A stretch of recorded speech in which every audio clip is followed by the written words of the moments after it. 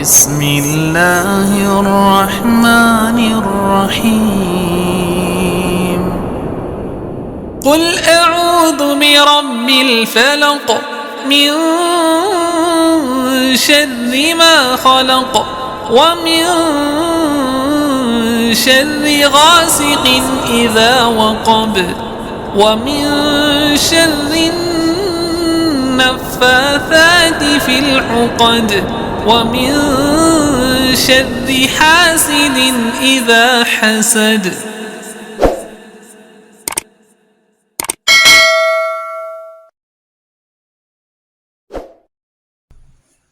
Bismillahirrahmanirrahim. Assalamualaikum warahmatullahi wabarakatuh. Alhamdulillahi rabbil alamin. Wal aqibatu lil muttaqin.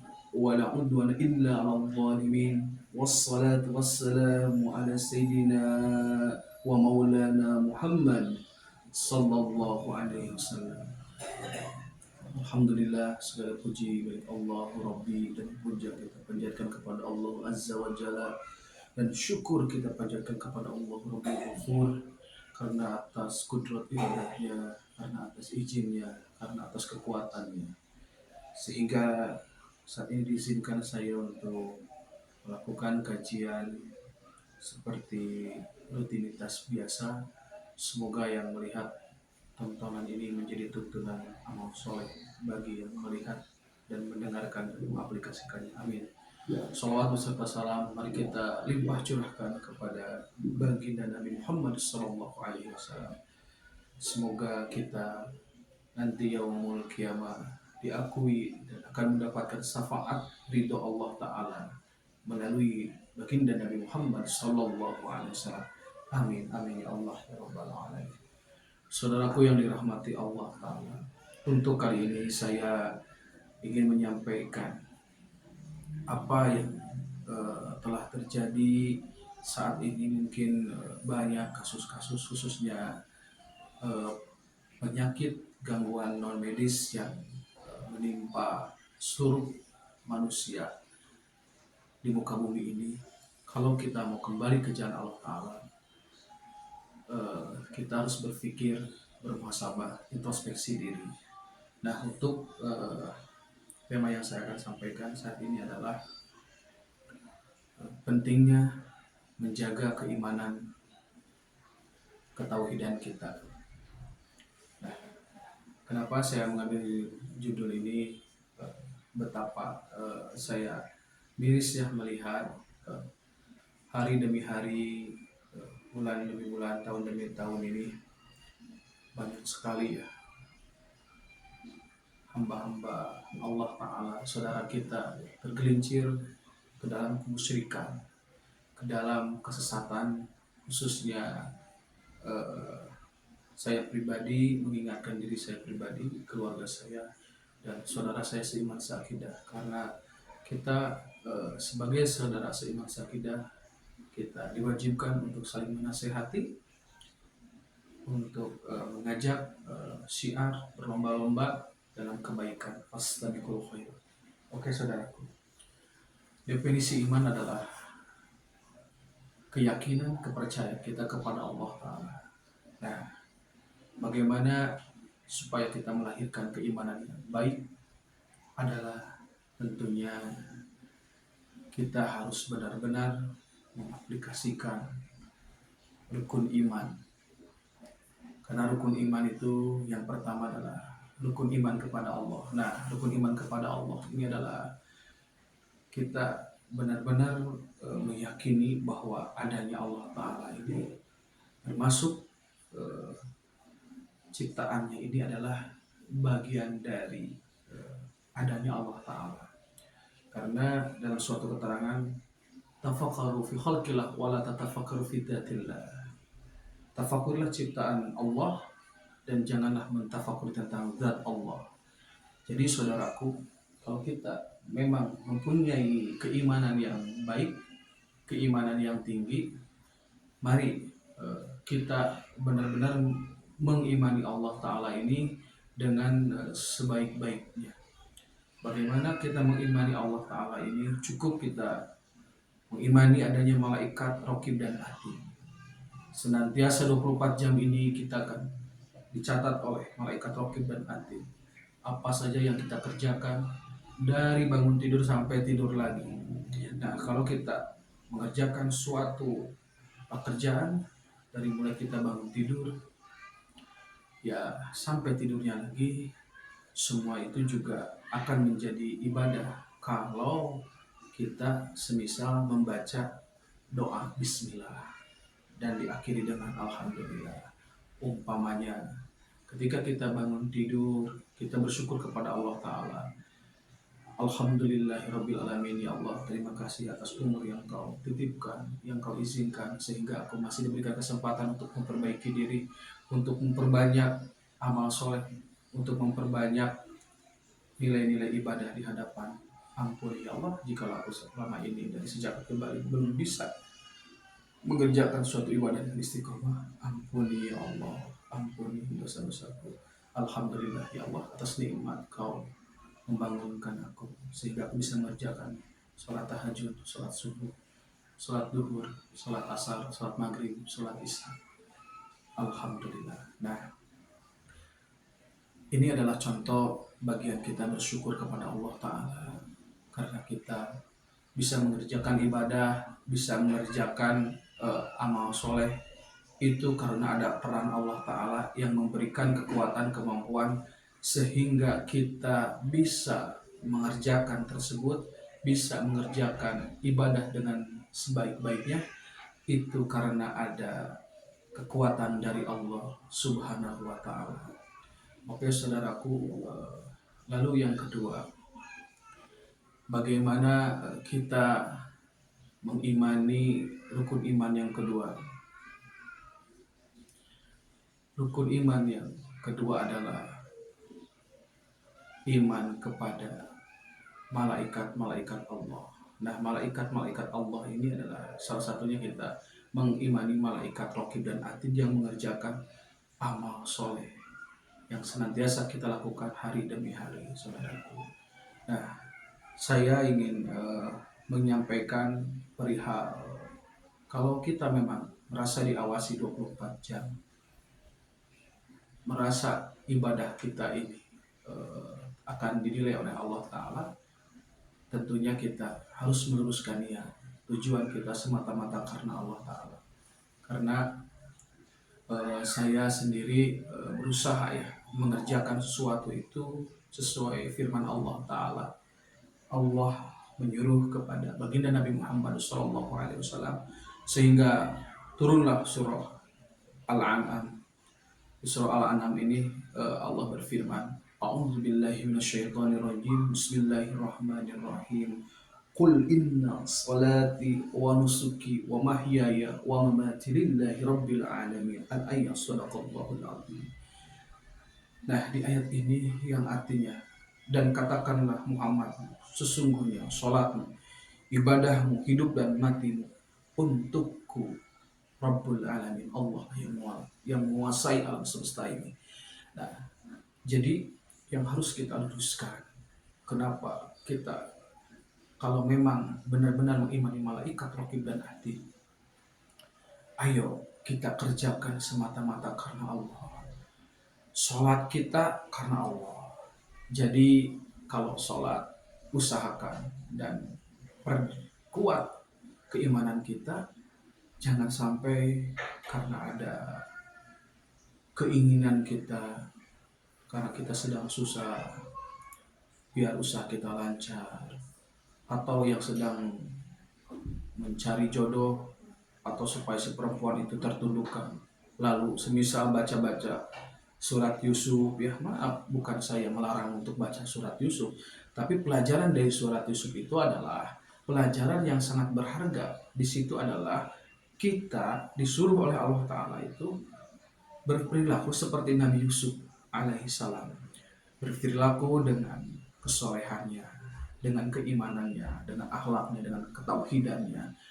Tetapi bukan dengan bacaan tersebut dikhususkan agar si perempuan itu jatuh cinta kepada kita. Kalau itu Al-Quran dijadikan piwala, dijadikan sebagai ilmu pelet, Nah, yang membantu itu bukan Allah Ta'ala. Ingat saudaraku, kalau Allah membantu kita dengan dikabulkannya doa kita. Seperti Allah berfirman di dalam Al-Quran, A'udzubillahi minasyaitonirrajim, Bismillahirrahmanirrahim, Ud'uni astajib lakum, wa yastajibul ladzina amanu wa amilus shalihat. Jelas di ayat ini kata Allah, berdoalah kepadaku, ini tauhid. Niscaya aku akan mengabulkan doamu apabila kamu beriman serta apabila iman dan amal soleh kita mencukupi. Jadi sebenarnya kunci benar-benar doa itu dikabulkan oleh Allah Ta'ala itu dasarnya adalah karena iman dan amal soleh. Wa yastajibul ladzina amanu wa amilus shalihat. Kata Allah, dan aku akan mengabulkan doamu apabila beriman serta mengerjakan amal soleh. Jadi saudaraku, sebenarnya kalau kita menginginkan keridhaan Allah, dikabulkannya doa oleh Allah Ta'ala, sebenarnya yang harus kita utamakan seperti di surah Al-Fatihah, Iyyaka na'budu wa iyyaka nasta'in. Hanya kepada Allah lah kita beribadah dan hanya kepada Allah lah kita meminta pertolongan. Ayat ini benar-benar salah satu ayat tauhid.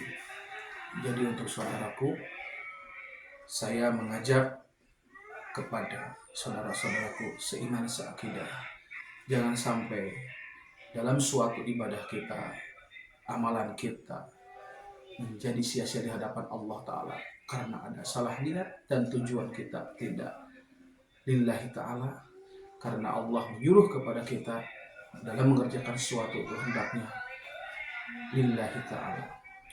Jadi poin yang saya sampaikan ini perihal keimanan, ketauhidan kita, agar semua apa-apa yang dikerjakan kita menjadi bentuk amal soleh.